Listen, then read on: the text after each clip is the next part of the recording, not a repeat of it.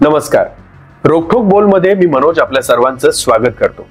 एक महत्त्वाची गोष्ट जी प्रत्येकाने समजून घेतली पाहिजे असं मला वाटतं.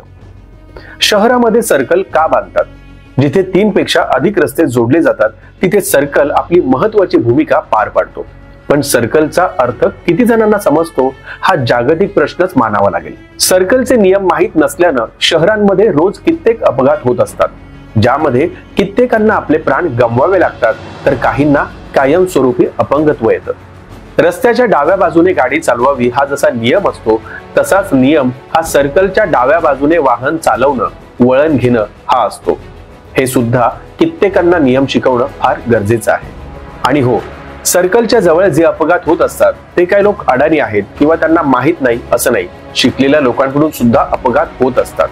मग कधी कधी समोरच्याच्या चुकीमुळे सुद्धा एखाद्या व्यक्तीला आयुष्यभर हे नुकसान भोगावं लागतं. तर कधी कधी दोन्ही बाजूकडून येणाऱ्या चालकांकडून सुद्धा ही चूक होत असते.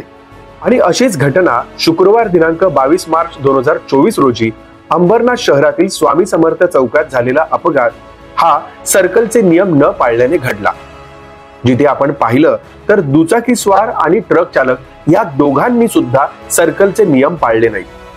एकीकडून स्वामी समर्थ मठाच्या दिशेकडून हुतात्मा चौकाकडे जाताना दुचाकीस्वार असलेल्या युवतीने सर्कलच्या या दिशेकडून जाणं अपेक्षित होतं आणि हुतात्मा चौकाकडून शिवमंदिर रोडकडे जाणाऱ्या ट्रक चालकाने सर्कलच्या नियमानुसार या दिशेने जाणं अपेक्षित होतं. पण रोज तिथून प्रवास करणारे हजारो लोक अशाच पद्धतीने चुकीचे वळण घेतात, सर्कलचा वापर योग्य रीतीने करत नाहीत आणि महत्त्वाचं म्हणजे तिथे कधीच ट्रॅफिक पोलीस नसतात जिथे खरोखर गरज आहे. त्यामुळे प्रशासनाला आणि ट्रॅफिक पोलीस बांधवांना मी नम्र विनंती करतो की असे अपघात टाळण्यासाठी आपण जनजागृती करावी आणि जे सर्कलचे नियम मोडतात त्यांच्यावर कठोर कारवाई करावी, जेणेकरून असे अपघात आपल्याला भविष्यात टाळता येतील आणि नागरिकांना शिस्त लागेल. धन्यवाद.